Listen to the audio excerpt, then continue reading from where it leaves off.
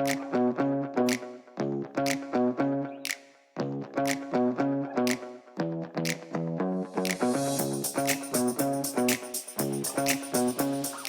back to Keys to the PNW, the show where I unlock the hidden gems, the stories, and the people that make life in the upper left truly special.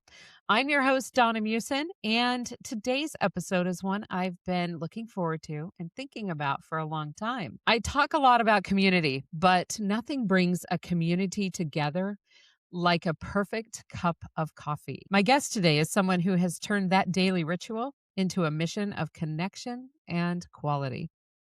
She's the visionary founder and owner of Roasted by Mom, a local favorite that's proving great beans is only half the story. Welcome to the show, Keri Elliott.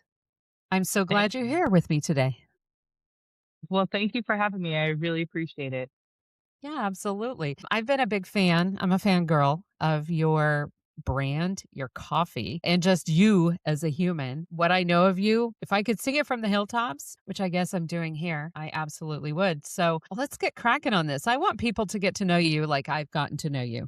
And that really starts with, we'll get to who you are as a person, but the first thing people are going to see when they roll up on you at your shop is your branding, right? When they open up that bag of beans, everyone that I know loves the name Roasted by Mom. What led to that name? Like, tell me the story behind it, because there has to be a story. Oh yeah, there is a story on it. When I initially first opened or started my coffee roasting company, I was under a different brand name at the time. And I felt that that brand name was not connecting with people. And I was also scared about changing the brand name for the longest time. Um, as owners and founders, when we start off with a brand name, we put a lot of thought in into the brand name, and it's something that we grow into, right? So when the name Roasted by Mom is kind of a pun because people say, "Oh, dude, I got roasted by my mom about, mom, when mom like calls out their kid about something and they get roasted by that, right?" So there's kind of like the pun in that. But the phrase roasted by mom actually came to fruition where I was selling a limited edition Mother's Day coffee. And every year for Mother's Day, I like to pair up with a local nonprofit to donate a portion of our sales to that focuses on women and their families. So this particular so I was working with a nonprofit called Michelle's Love that's based out of Scappoose, Oregon, that support single parents going through chemotherapy. Um, so did the when I did it, I was trying to find a really cool name for the Mother's Day blend, being a female and being a mom owner. And I thought, well, the coffee's roasted by me, the mom, roasted by mom. And that's kind of how it came to fruition. But the amazing thing that I saw that was the aha moment was that the you look at people and they pick up the bag of coffee and they really connected with the name Roasted by Mom. They thought it was cute. They thought it was a great name. So the light bulb switch went off at that point, and then it made me realize, okay, I am onto something. People are really resonating with that phrase. So I ended up filing a trademark on it, and then I slowly started. I took a slow turn on transitioning from the old brand name into the Roasted by Mom. And then it came to a point where I officially 100% became Roasted by Mom and it's been going on for the past 3.5 years since I've actually made that full transition. Well, and, obviously people are listening to us as they drive down the road or maybe while they're working. Your logo. So on the cover art, when people tune into this episode, they're going to see your logo. The name Roasted by Mom is cool by itself, but then your actual branding, the visuals, I'm sorry. Maybe I'm biased. I already admitted I'm a fangirl, but that imagery that you use is iconic. it's classic. It's really I would be sad if it ever went away. Like, I want a T-shirt, you know, that says, "My workouts are fueled by roasted by mom," something like that. I mean, I love the iconic nature. So, for anyone who's listening, if you saw the cover art, you saw her logo, it's very, what is it, 50s, 60s vibey, sassy, all of the above. It's pretty impressive. And so you not only got the name, you got 100% on the name. You got an A plus gold star on that. You paired it with the right vibe. So it could become an iconic staple in just people's memory, their household, not just in their coffee cup. So kudos to you on that. So I've already heard a little bit of your story. I'll admit I stalked you a little bit, watched a few videos that you've done already. And you roasted your first batch of coffee in your house. Now, coffee goes way back with you. This isn't you just woke up one day and said, "I'm going to, open a coffee shop and roast beans and do all of that," right?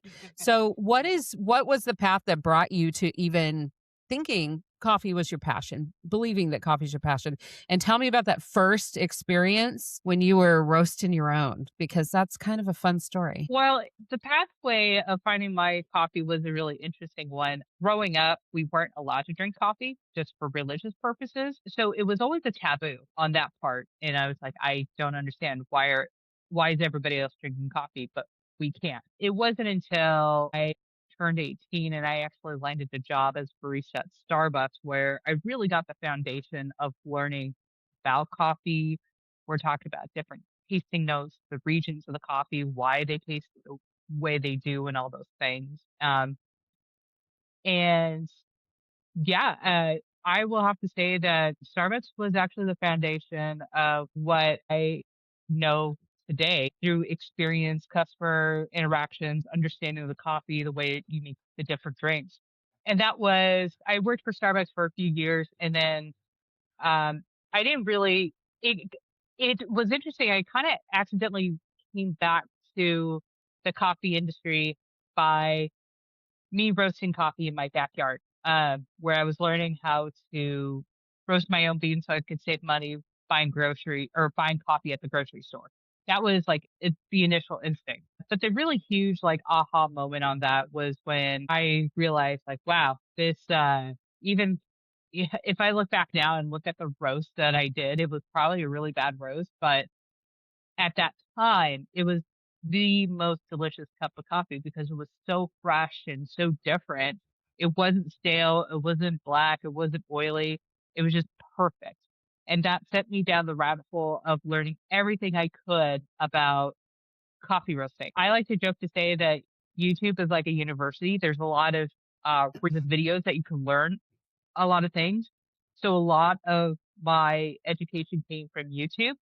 I also joined coffee roasting forums online, uh, talking with people through there. And then eventually I learned how to roast on a commercial machine. And ever since then, it's been really great and awesome. And every day I'm always learning about something new that's going on, a new coffee, all kinds of things. And it's been pretty amazing since. Well, and I've been in the storefront. I've sat and chatted with you a few times, and every single time I come out with more nuance and I come out with a greater appreciation for coffee, much like people associate that appreciation with wine or with whiskeys or beer. Your craft is truly unique. And if you take a moment, it's not just pop that pod in the Keurig and flip it on. Like, that has a place, I suppose. I mean, I admit I use that sometimes, but when they drink your coffee, believe me, it is wildly different than any other cup of coffee. And I've had a lot of coffee in my life from all different brands, my own terrible coffee to really, really bougie coffee. And there's just so much more nuance. And I leave every time I've sat and chatted with you, I leave with that nuance, thinking about it well past that cup and that last drop that I've drank. So it's pretty impressive. Just it's really obvious the passion you have for your craft. Now, on this video I watched, you were telling the host about how you roasted some coffee in your house and the cast iron skillet episode. Is that something we should do in our own homes? No. Just tell me tell me what happened. That's that I thought it was funny. Maybe you didn't, but it's a great story and this is why maybe you shouldn't try this at home. Well, it's one to look back on, to chuckle because, it this the cast iron thing was, like, my very, very first time roasting ever, and I've been watching people do it on the cast iron skillet, and they were doing it in their house. And I'm like, "Okay, I can do this in my house." Um, but people don't realize is that raw green coffee beans, as you roast it, it turns from a green to a yellow to a brown stage. And during all this time, moisture is getting released from the coffee beans. So imagine if you're cooking a steak, right? I like to use this example to explain how coffee is in a way, it's like cooking a steak. When you put it on the pan, you see the smoke coming out, that's the moisture that's getting released, Mhm. right? And then you're cooking that steak from that pink to beautiful brown color on there. That is called the Maillard effect, which is the physical changes that happen to the steak. And when you cook a steak, there's a there's a little bit of caramelization on the steak. And the same thing with coffee. You're basically roasting the coffee, and you're roasting it to a point where you're basically cooking the inside and the outside of the coffee bean.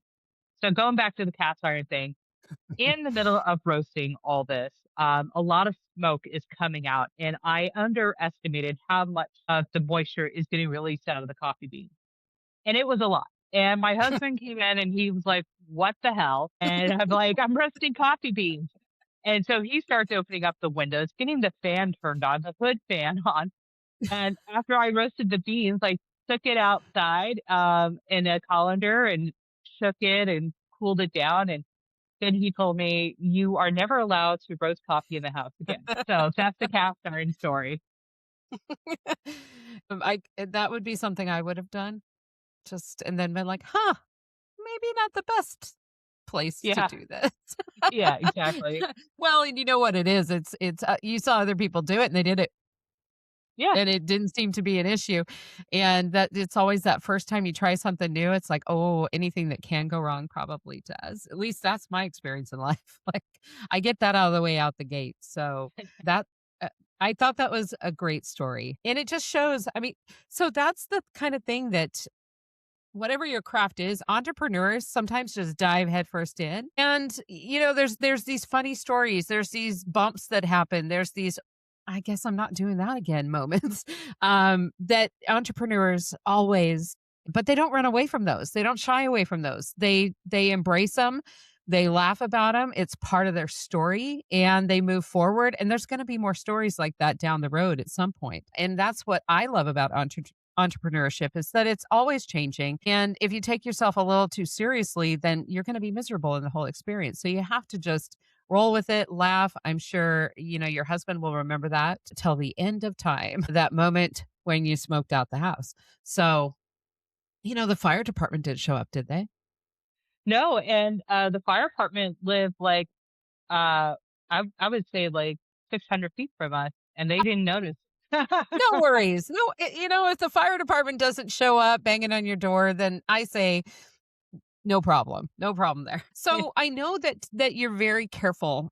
There's probably thousands of coffee farms to choose from. I know that you are very specific about how you procure your coffee. Talk about that a little bit and what is important to you when deciding what coffee to purchase.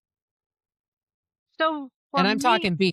I'm not talking the finished product for anybody listening. I'm talking the beans to get to the point where you take it home and enjoy it in your cup. yeah, when it comes to sourcing coffee, there's there's a lot to choose from. You have some really talented, amazing coffee producers. Like you got coffee farmers that are just so talented and excellent when it comes to sourcing coffee. Um, for me, well, let me take a step back here. there are a lot of coffee roasting companies that have established relationships with farmers, which is fantastic and beautiful when it comes to establishing a relationship and being able to have that direct to farm type of sourcing when it comes to coffee. What for me, I have not had an opportunity to visit a coffee farm yet. Hopefully in the future here that I would be able to travel outside the states and visit a coffee farm very soon. But even though I don't have that direct to farm relationships currently right now, I have looked in more ways to support folks in who are harvesting coffee and coffee producers. So number one, when it comes to choosing an coffee importing company that imports coffee from all over the world, our main thing is what do they do to support their farmers? Main things we look for is do they provide education for the farmers? Do they support them with challenges that are happening with climate change? Are they giving back to the communities and are they helping the families and the children in those? And those are really important things that myself I look for when it comes to finding a coffee importer to work with is what are they doing to support the farmers that they're sourcing from, and are they paying a fair wage as well in that point. And as most of you guys know, like 2025 has been a very it's probably we've seen coffee prices in the highest it's been since 1969. Wow. It is insane. Like coffee went to an all-time high, even surpassed the commodity market price of coffee since the 70s. So it was a really I don't know that that's challenging. something we should be hanging our hat on, right? No, no. I mean, it's but no, it But that impacts you pretty yeah, massively, right? absolutely. It did. It did.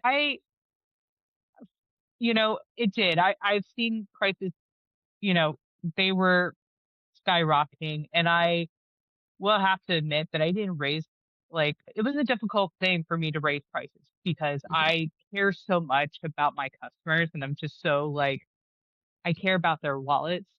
Um, for a while, I didn't raise my price, which was a huge mistake because coffee prices kept going up and up, and I was getting behind. Um, and my customers, Donna, my customers were yelling at me, begging me to raise my price so I could still be in business. Yeah. And I was like, okay, if my customers are yelling at me to raise my price and they're willing to pay it, okay, I'll raise my price. So I did. And I'm glad I did, because that really helped throughout the rest of the 2025 year for sure. But we are, you know, coffee prices are still a little high and everything and, still adjusting to that. But all in all, with that, I try my best to source coffee from around the world, finding coffee that I know is going to be so good and then roasting it to my ability to present that as the best cup of coffee.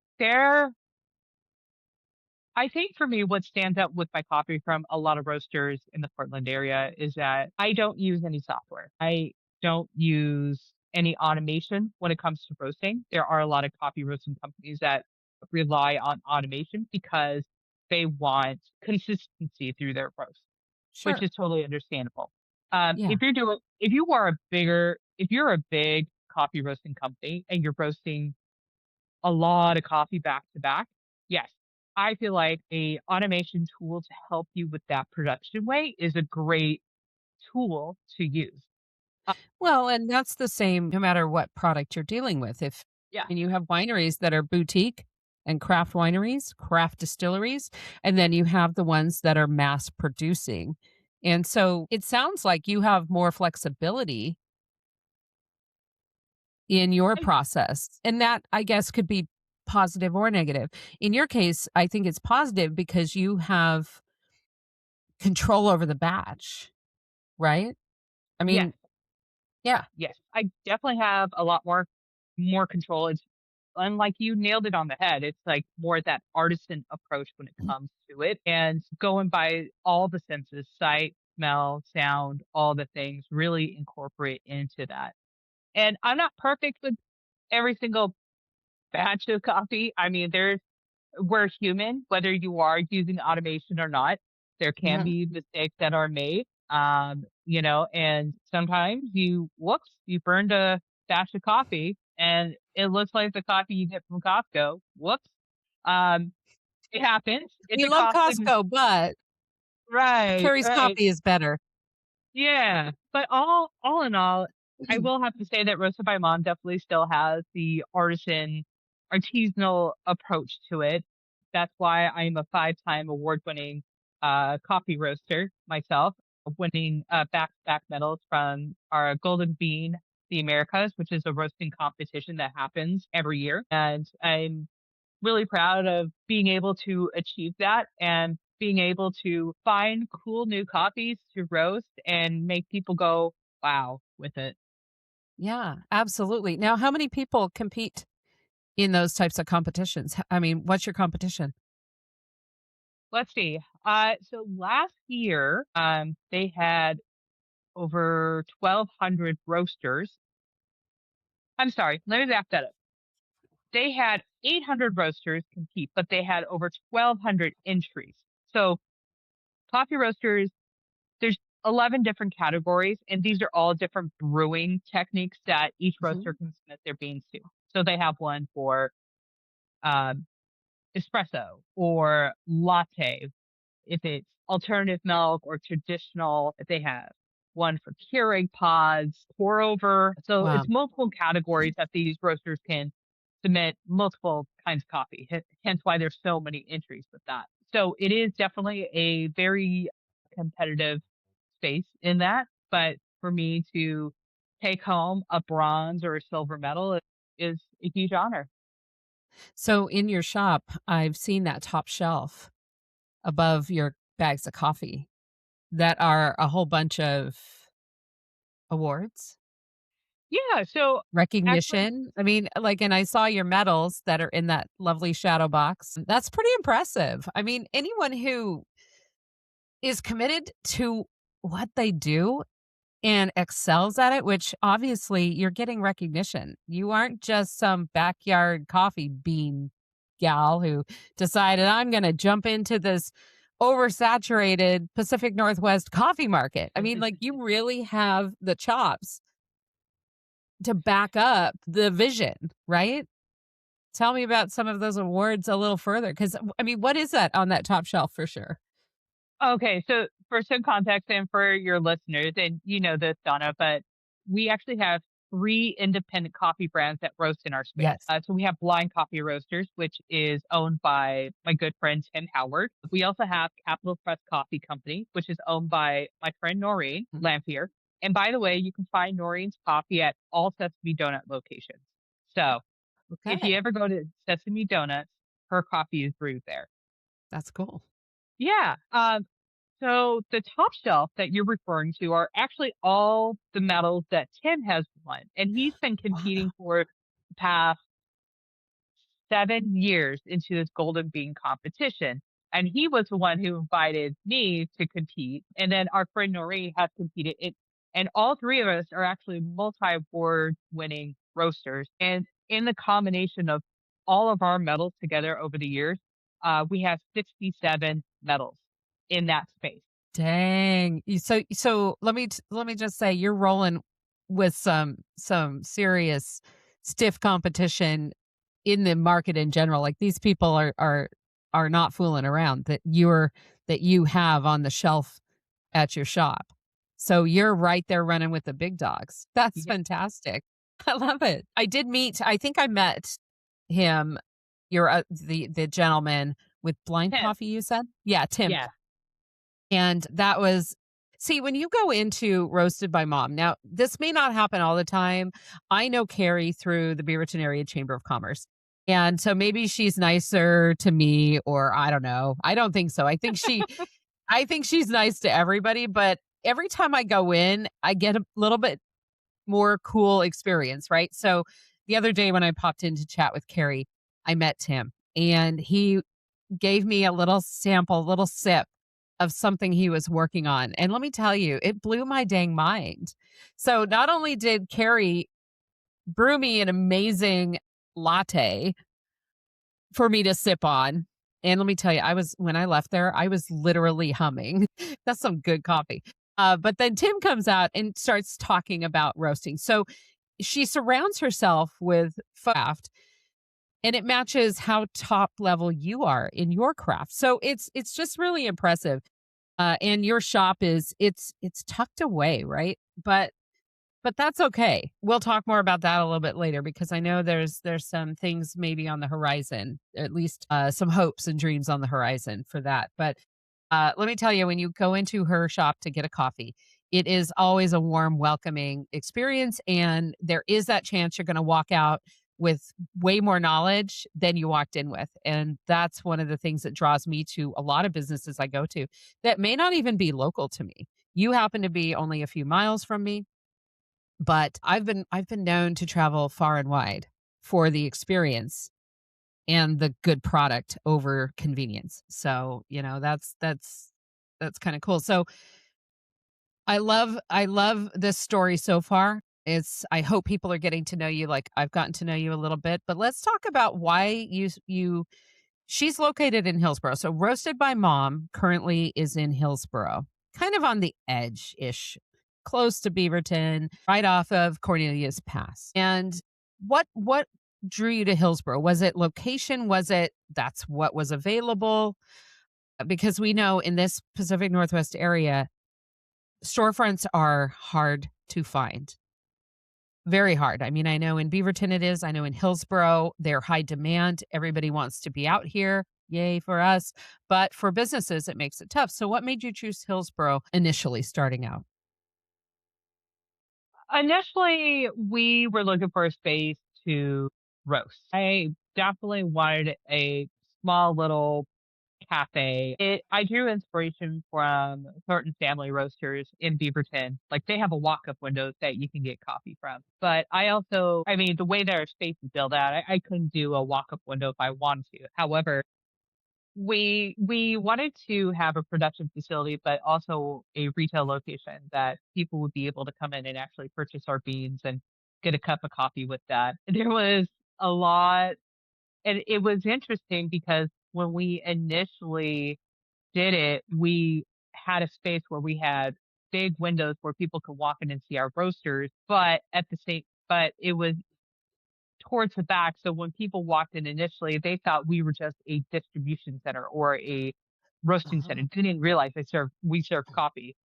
So we had to kind of change our floor plans more than once okay. to because we were constantly, and I say we, me and Tim from Blind Coffee Roasters, we were constantly kind of understanding and learning about how people walked in, how they felt about the space, what was different, all the things. And over over time, as we kind of learned and how people walked in and how they engaged in all the things, we really took the space and evolved it, changed the floor plans a little bit. But what was it back in December of 24? Now, let me tell you, we've been in the space since 2020. And for the longest time, we had white walls, eggshell white walls for the longest time. And we have photos hanging and stuff like that, but it still felt really stale. And we wanted to, I actually, instead of we, it was actually me. And when I say this, I wanted to make the space a little bit more vibrant and welcoming. And that's where I decided to paint my walls orange in the space. Um, and after I studied psychology of color, and I wanted to find a color that was uh, cool, like very different than any other coffee shop that you walked into. Yeah. Because you and I talked about this when you walk into a space, especially here in the Pacific Northwest, it seems like a lot of coffee shops that you walk into is copy and paste. So it is neutral, minimalistic, Yep. exposed walls, all the things. It's very stale. And It's very 1990s. Yeah. yeah, yeah, Everything it's yes, and beige. Amer American Eagle. I mean, I mean, you and know, that's great for pants. yeah, totally. And for me, I understand why it's it feels to me when I walk into a coffee shop like that, there's this entitlement or elitism feel that Mm, people get, like, "Oh, I'm not good enough to drink this coffee." And yeah. that's the stigma I wanna break, and I've been breaking, having this concept that I have is, let's make everybody feel welcome and not this, like, you know, elitism kind of Coffee feeling. snobbery, coffee snobbery. Yeah, like, coffee is subjective. Everybody has a different experiences, right? And we Mhm. wanna embrace that. Yeah, And I might get a lot of flack from folks in the coffee industry for saying it, but I don't care. I'm saying it. And that so with that, I painted the walls orange. I put up Sublime posters, no doubt posters. I have a poster that says, "Bad bitches drink good coffee." People love it. They I love love the it. energy, the excitement, the passion that goes with it. They drink our coffee. They absolutely follow with it. And we have, since 2020, we have built a huge community base out of it. Oh, I just love that, and, um, yeah. When I walk into your location, I did not experience those eggshell white walls. I didn't even necessarily pinpoint that they were orange, I just knew that it was very warm. Like, when I walked in, it was warm, and it felt like a place you wanna hang out. Even though it's tiny, you don't have a whole lot of space in there right now. It still gives you that feeling of walking into somebody's home, sort of, like you know them, you're comfortable, you don't feel out of place or awkward in the space, so I love it, it's fantastic. Now being in Hillsboro, I know Hillsboro is a pretty passionate community, much like Beaverton, much like Portland. Have you found any fun collaborations in the community, or, what are some things you like about the community and how they've supported you?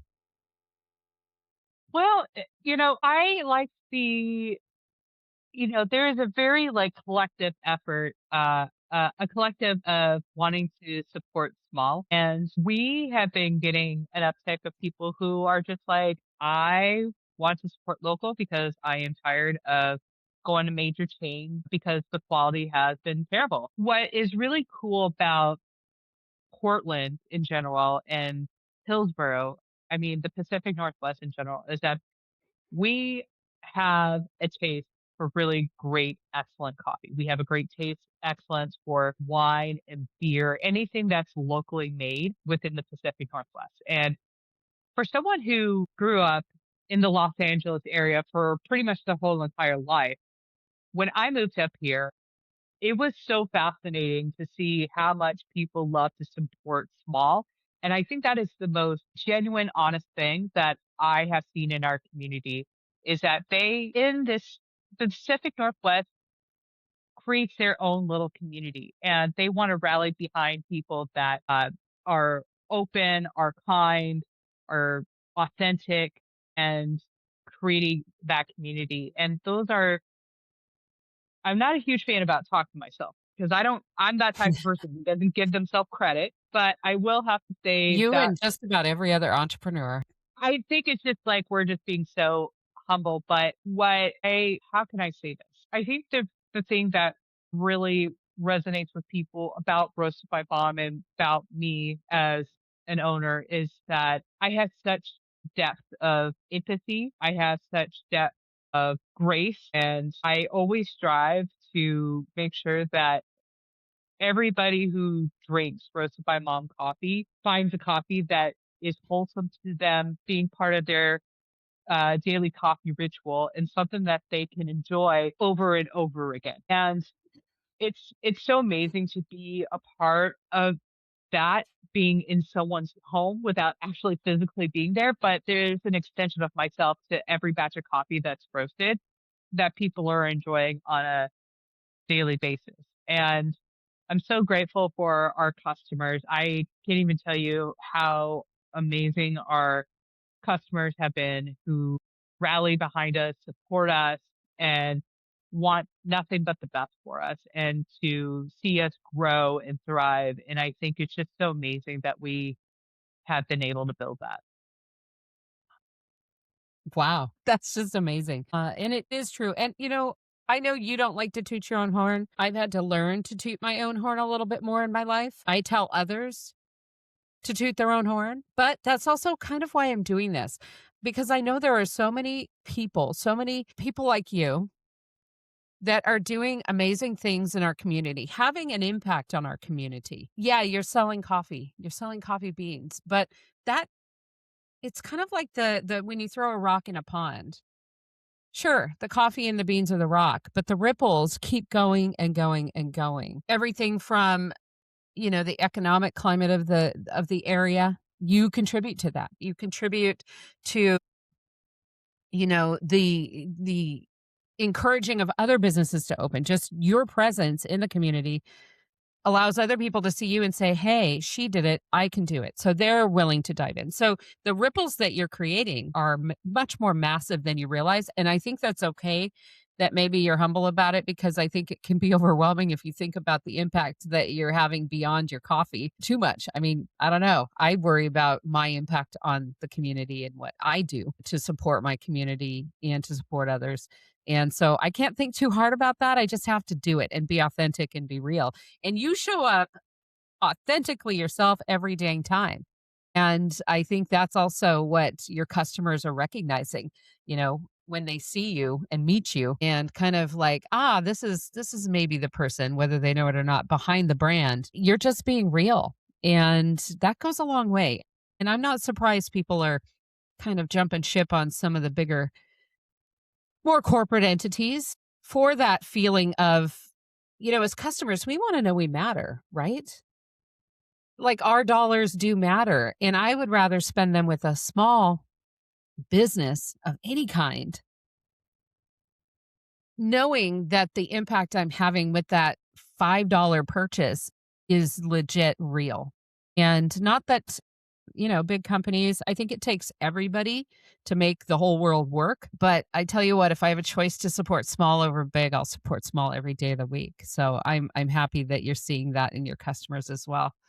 It's uh, it's pretty awesome. So I know that you have some dreams and hopes for the future.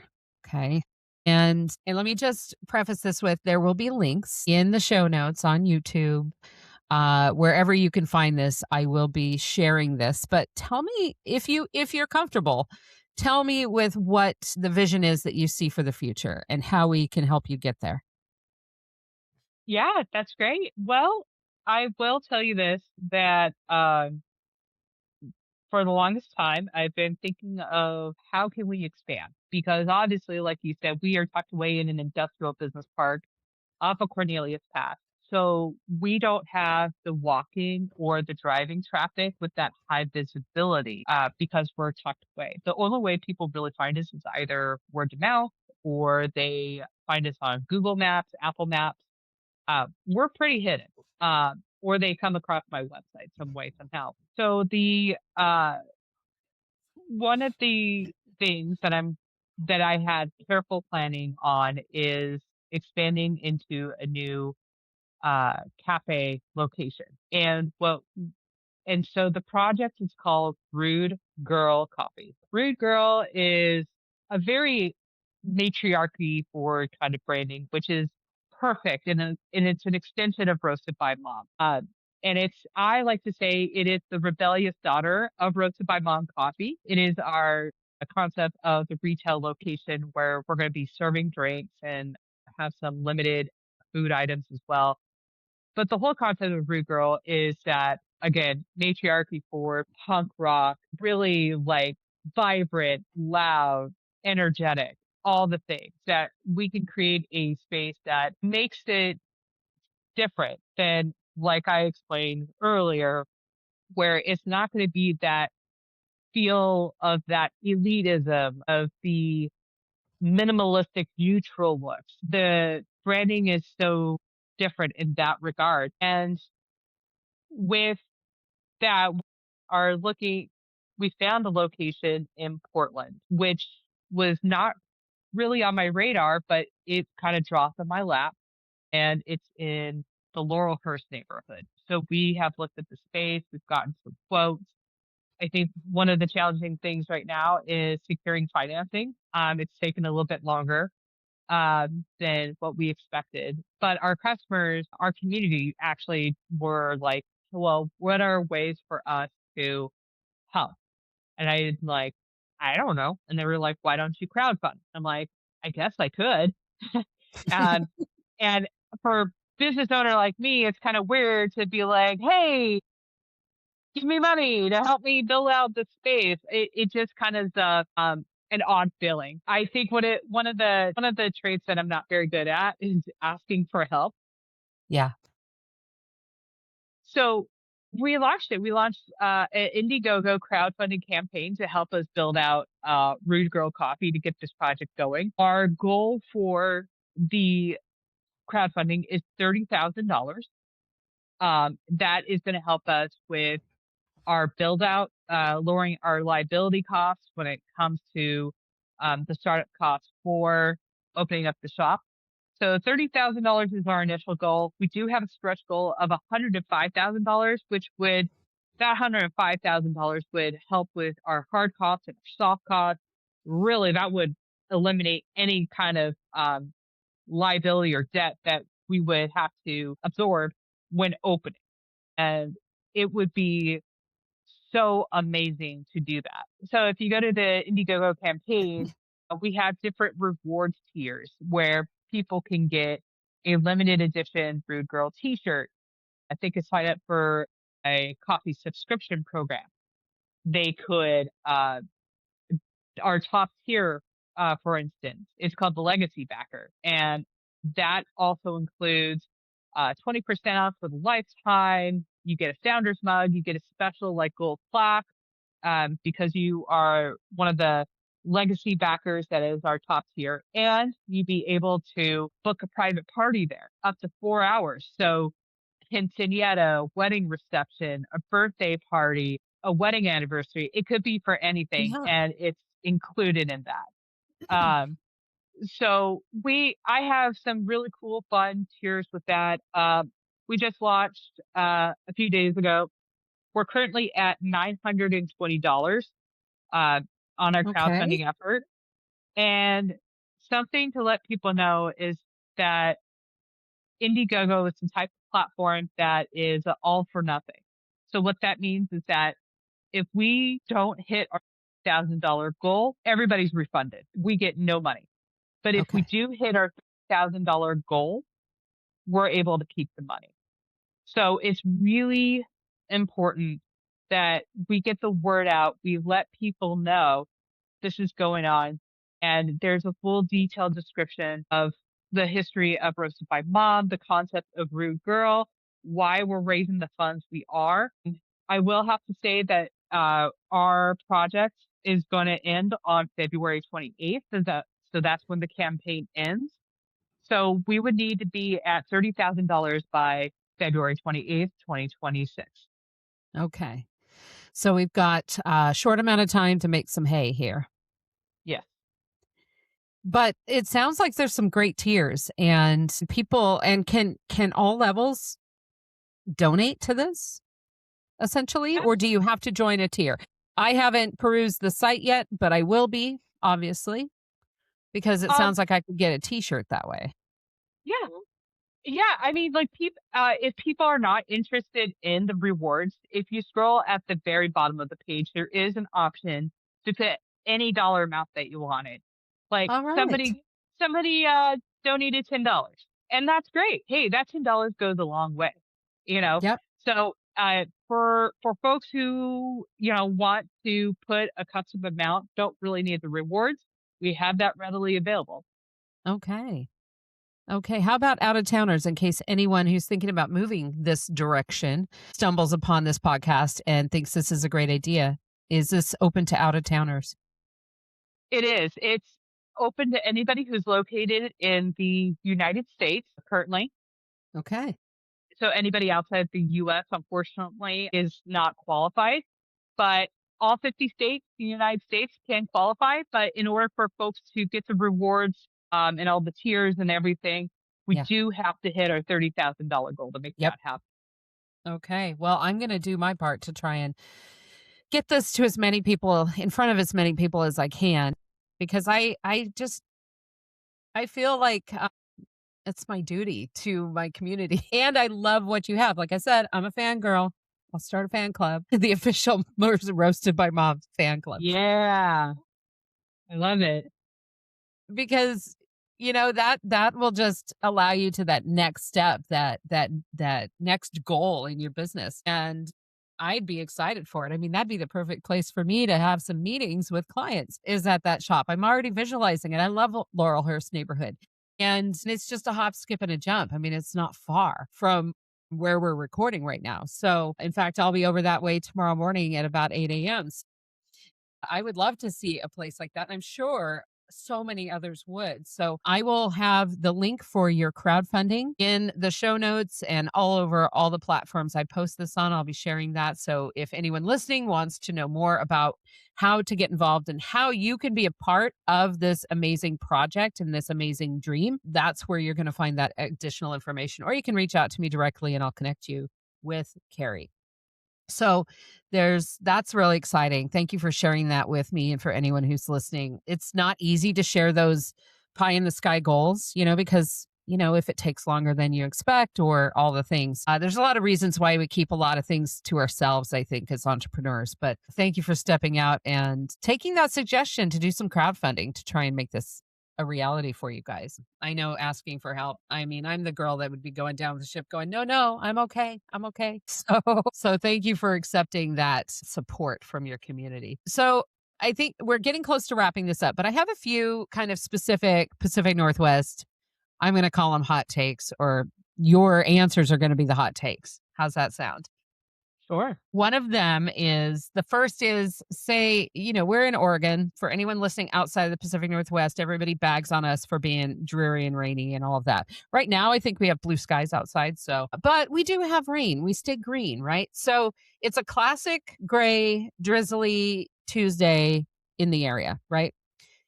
Besides a cup of your own coffee, what is the one Pacific Northwest comfort food or comfort beverage that could get you through the day? Oh, That's a tough one. for me, I wouldn't mind traveling to, I like to go to Elmer's and go to an Elmer's and have a classic breakfast. Elmer's was probably one of the first like local restaurants that I went to when I moved out here 10 years ago. Just, classic American diner, a true like chain. And that, that's my jam right there. I love that. So like pancakes or something Yeah, mixed in the pancakes, mix. omelets. A good breakfast. I love that. And Elmer's has been an Oregon staple for, I don't know, and I could be speaking way out of line here, but I think like over 50 years. Elmer's has been around. So I know they've been around as long as I've been alive, and that we won't talk about how long that is. But so I'm thinking it's 50 plus years. So that sounds good. Now I'm getting hungry. Okay, here's another one. If you have a friend visiting from out of town, and you had only a few hours to show them something in the area that's really cool, what would it be? Only a few hours. Well, it would be, it would be the Japanese gardens in Yeah. Portland. If we had time to drive out to the coast, definitely would hit up, Seaside, or I'm sorry, not Seaside, back that up. No, Lincoln City, Lincoln City. Okay. Lincoln City for the outlet mall because it's tax free and it's an outlet mall. Everything's on sale. And then do a little gambling over at Chinook Winds. Okay. So you're kind of fun. So you might actually be able to convince them to stay a little longer than a few hours with something like that. Yeah, tell them to book, change their flight. Let's go Yep. to let's let's go down to Lincoln City there. Let's play on the blackjack table. Let's do a little shopping with our winnings and then book Yep. it back home. Yep. Yep. And the byproduct, the Oregon coast is absolutely gorgeous. If you're listening to this and you happen to be in the middle, like middle America, or thinking Missouri up and down, and you've not experienced the Oregon coast and all of its majesty, you definitely should book a trip out this way. And yeah, come experience it for yourself. Stop in, get your coffee fix from Roasted by Mom on your way to the coast. Because if you're coming into Portland, you can just swing out to the west side and then hit any of the highways that'll take you west to any of our coasts. So, yeah, that's okay. Next time you're going, I'm hitching a ride.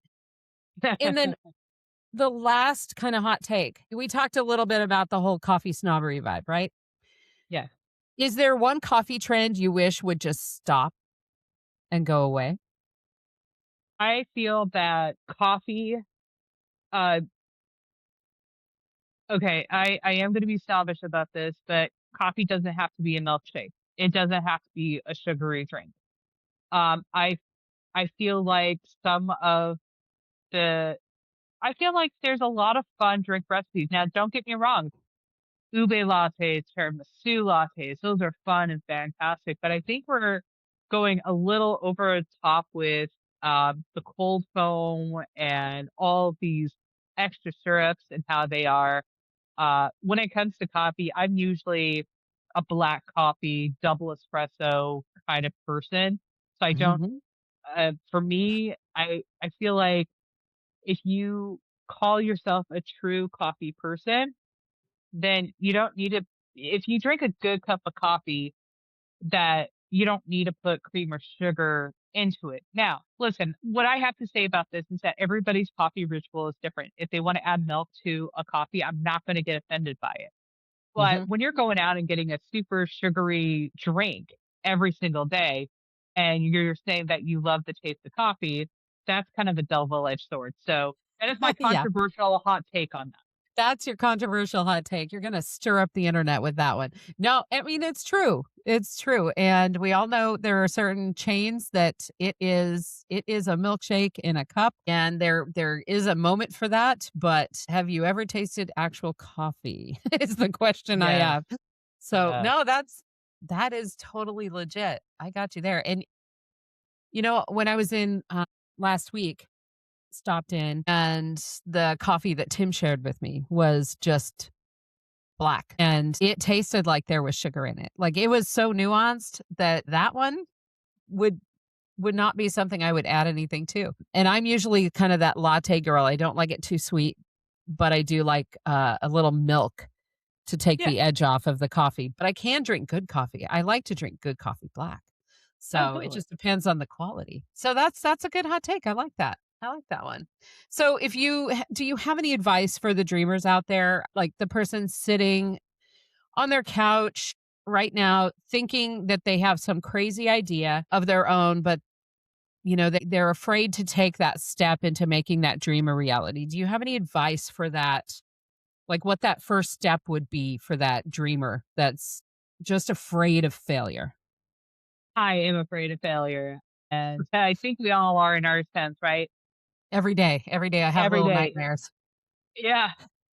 Um, I will have to say you if you hesitate and don't innovate, then you're gonna fail as a business owner, flat out, straight up. Uh, Being a business owner uh is one that you have to take risks, and there is rewards with that. And it comes to anything in life. So with that said, if you are sitting there, you're thinking about it, you've been reading up on it, you've been going on Reddit, watching YouTube, whatever it may be, just do it. You learn along the way. I've made some really awesome decisions. I've made some terrible decisions, but at the end of the day, I'm still here. My doors are still open. I'm still roasting some amazing coffee, and whatever you're doing, you just have to keep doing it. Don't listen to the haters. Don't doubt yourself. Just follow your intuition and just keep rocking. Awesome. Those are some incredible and accurate words right there. We can totally talk ourselves out of anything if we're given the chance, right? So what I hear you saying is just do it. Just do it.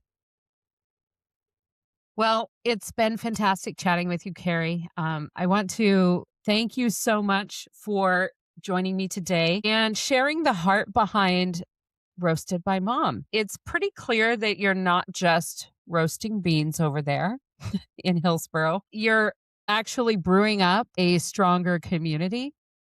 And that has impacts far and wide here in the Pacific Northwest. So thank you for being you. Thank you for taking the chance and for doing what you do. So for anyone listening right now, you can find Keri's latest roasts at, that was a tongue twister. You can find Keri's latest roasts at roastedbymom.com, right? Am I hitting the mark there? Okay. Yeah. Her storefront, I will have the address of her location in the show notes. You can find her on Instagram and TikTok by looking for Roasted by Mom Coffee. That's the same on both Instagram and TikTok. And again, any kind of information you'd like to know about Roasted by Mom, her crowdfunding that's happening for Rude Girl Coffee will be in the show notes. And you can also reach out to me for additional information. Thank you so much for tuning in today. If you enjoyed today's episode, please make sure to subscribe, like, share, leave a review. All of that helps others find these stories. And until next time, I'm Donna Meeuwsen, and these have been your keys to the Pacific Northwest.